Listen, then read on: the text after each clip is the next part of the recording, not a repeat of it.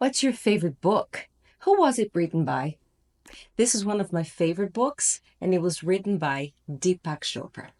Para falar de autores de obras, filmes e livros, a gente vai precisar utilizar a voz passiva. Você vai se surpreender o quanto a gente utiliza ela e você nem sabia. Agora, ela não é tão simples assim de construir, porque ela vai precisar de dois elementos que você talvez não esteja tão familiarizado ainda se você estiver num nível básico ou intermediário de inglês. Então, se você quer aprender a usar a voz passiva perfeitamente, não sai daí. E lembre-se, claro, de antes, clicar no sininho para receber notificações, seguir o canal e curtir nosso vídeo. Eu sou a Julie e esse é o canal My English Universe. A voz passiva está presente no seu dia a dia muito mais do que você imagina.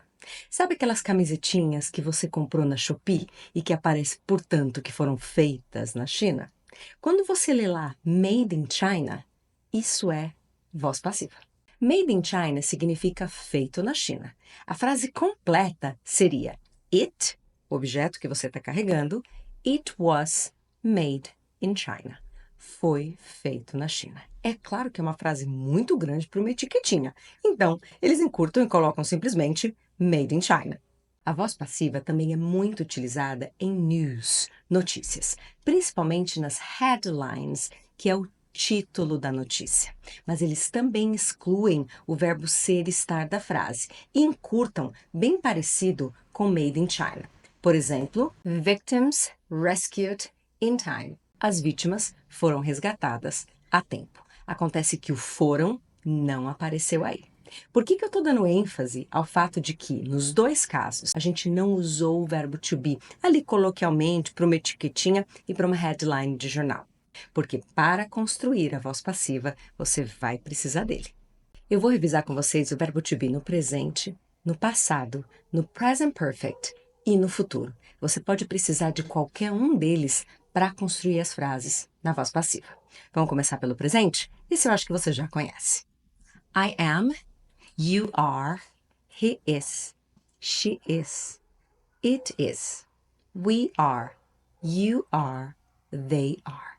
Lembrem-se da versão contraída. I'm, you're. É aquela em que o verbo fica reduzidinho e é utilizado após uma apóstrofe. Past simple, passado simples. I was, you were, he was, she was, it was, we were, you were, they were. Present perfect. I've been, you've been, he's been, she's been, it's been, we've been, you've been, they've been. Aqui eu já usei a forma contraída para você se lembrar. Toda vez que você viu aqui no present perfect o S, ele está representando o has. E quando você viu esse V, ou seja, o VE, está representando o have. E no futuro, I will be, you will be, he will be, she will be, e eu vou parar por aqui, porque todos os sujeitos vão ser iguais.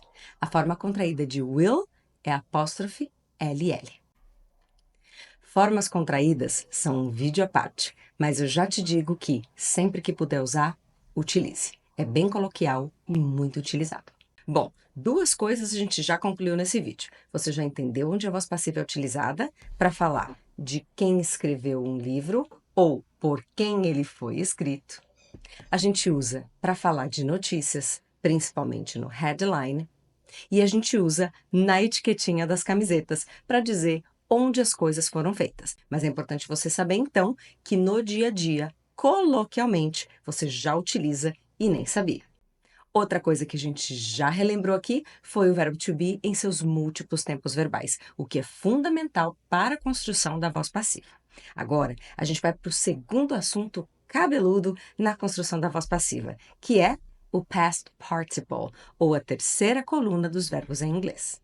Deixa eu relembrar vocês de onde ela se coloca gramaticalmente.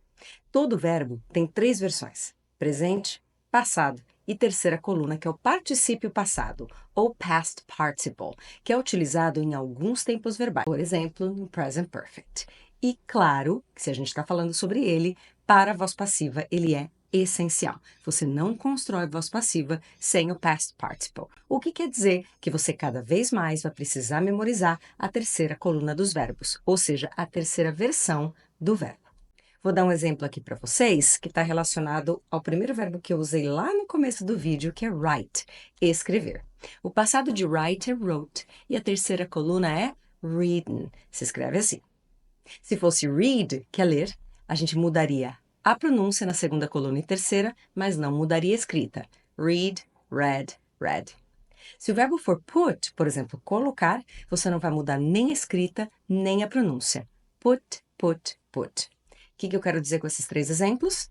Que é muito variada a segunda e terceira versão. É realmente uma questão de memorização e uso. Nesse vídeo aqui de como melhorar o seu speaking, eu dou algumas dicas de memorização. Assiste lá também. Agora, se você quer um curso online completo, com aulas muito parecidas com essa aqui, que vão aumentando o grau de dificuldade conforme você vai evoluindo, nas 60 aulas que vão abordar todos os temas, do zero ao avançado, eu vou deixar para você as informações sobre o English in Action, que é nosso curso online completo, com aulas super dinâmicas, um e-book que você consegue fazer exercícios para aplicar na vida de imediato e trabalhar fluência aula a aula, que é o lema do meu Inglês sob medida. Em uma frase na voz ativa, a construção se dá dessa forma: sujeito, verbo, objeto. Para a construção da voz passiva, no entanto, a gente vai inverter. Objeto, verbo, sujeito. E o sujeito ainda vai ter que ser acompanhado da preposição by. Julie, não me deixa louca que eu faltei em todas as aulas de gramática. Esquece todas essas palavras bonitas aí que você está falando. Com certeza, porque para chegar a uma resolução de gramática, eu sempre aconselho fazer análise de discurso. E é isso que a gente vai fazer aqui. Então, eu vou construir algumas frases e aí você vai ver tudo isso na formação de frase. E, posteriormente, você vai construir as suas. É assim que você vai conseguir usar a voz passiva de uma forma natural. Vamos utilizar o primeiro exemplo que eu usei lá no começo do vídeo. Deepak Chopra wrote O Poder Meta-Humano. Essa frase ficaria ainda melhor se você usasse o present perfect, porque eu não estou citando quando que o Deepak Chopra escreveu o livro. Eu poderia ver aqui, mas não é relevante para essa conversa que a gente está tendo aqui. Então, Deepak Chopra has written O Poder Meta-Humano. Essa é a versão ativa da frase. Eu usei o Deepak Chopra, que é o sujeito, lá no começo. Só que agora eu quero inverter. Eu vou colocar o nome do livro no começo. Então, O Poder Meta-Humano. Se na frase original o verbo estava no passado simples, o verbo to be vai estar no passado simples na voz passiva. Ou seja, O Poder Meta-Humano was written by Deepak Chopra. Já, se você for utilizar como base a frase ativa no present perfect, has written, você agora vai ter que usar o verbo to be também no present perfect. Então, O Poder Meta-Humano has been written by Deepak Chopra. Recapitulando, Deepak Chopra wrote O Poder Meta-Humano. O Poder Meta-Humano was written by Deepak Chopra. Deepak Chopra has written O Poder Meta-Humano. O Poder Meta-Humano has been written by Deepak Chopra. O que quer dizer que a versão a ser utilizada na voz passiva do verbo to be vai respeitar a frase original na ativa. Pô, mas eu vou ter que construir a frase na ativa primeiro para depois pôr na voz passiva? Não, mas você precisa de uma raiz, uma base, porque a voz passiva deriva da voz ativa. A voz ativa é muito mais comum, porque a gente normalmente foca no sujeito na hora da mensagem. A voz passiva é menos comum, porque ou o sujeito é irrelevante, o que não é o caso do livro aqui, mas é o caso do próximo exemplo que eu vou dar, ou você não vai mencionar o sujeito, ou ele não é tão importante quanto a informação em si, ok? Por exemplo, quando a gente fala de uma headline de jornal em que as vítimas foram resgatadas, a gente já subentende que quem resgatou as vítimas foram os paramédicos, os bombeiros. Logo, eles que são o sujeito que resgataram as vítimas não têm tanta relevância quanto a mensagem em si. Então, eu vou começar a frase pelas vítimas. Mas vamos nos basear primeiro na voz ativa para conseguir fazer essa construção. Então, vamos imaginar que eu queira falar que foram os paramédicos. Então, the paramedics rescued the victims in time. Muito bem? Agora eu vou fazer a inversão para construir a voz passiva. The victims were rescued by the paramedics in time. Nesse caso, ou eu vou jogá-los para o final, após a preposição by, que é regra para a voz passiva, ou eu simplesmente vou omiti-los, porque já subentende-se que foram eles. Então, eu poderia simplesmente dizer The victims were rescued in time. Eu vou falar uma frase, vou dar um tempinho para você pensar, mas você dá o pause aí para ver se você consegue construir a voz passiva, só para ver se até aqui você já consegue elaborar alguma coisa. Então, eu vou pegar frases simples, ok? José de Alencar wrote O Gaúcho in 1870. A voz passiva, O Gaúcho, was written by José de Alencar in 1870. Leonardo DiCaprio has played Jack in Titanic. Na voz passiva, Jack has been played by Leo DiCaprio in Titanic. Vamos fazer uma no futuro agora para você ver que dá para usar passado, present perfect. O importante é, o verbo to be vai ter que ficar no mesmo tempo verbal da frase original na versão ativa. Relembrando a versão ativa, sujeito, verbo, objeto. Passiva, objeto, verbo, sujeito, acompanhado da preposição by. Mas você pode também omitir o sujeito se ele não for relevante para a mensagem que você está transmitindo. Por exemplo, lá no headline dos paramédicos e do acidente. Robots and machines will perform many chores in the future. Many chores will be performed by robots and machines in the future.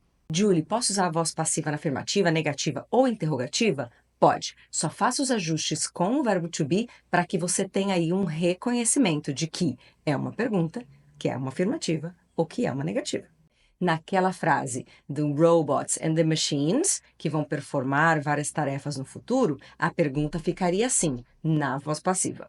Will many chores be performed by machines and robots in the future? Recapitulando para fechar e ter certeza que você entendeu. Existe sempre uma voz ativa e uma voz passiva. Ou seja, a voz passiva deriva da voz ativa. Você não necessariamente precisa primeiro construir a ativa para depois construir a passiva. Mas é muito importante você saber que tem uma raiz. Fica mais fácil a construção agora no começo que ainda não está tão orgânico. Por quê? Porque o verbo to be deverá estar no tempo verbal do verbo original. Então, vamos imaginar de novo na frase do livro do Deepak Chopra, o verbo fundamental é o write, e eu usei no passado primeiro. Então, por exemplo, Deepak Chopra wrote O Poder Meta-Humano. Então, eu sei que na voz ativa, o verbo to be vai ter que estar no passado simples, porque foi o que eu utilizei na frase original.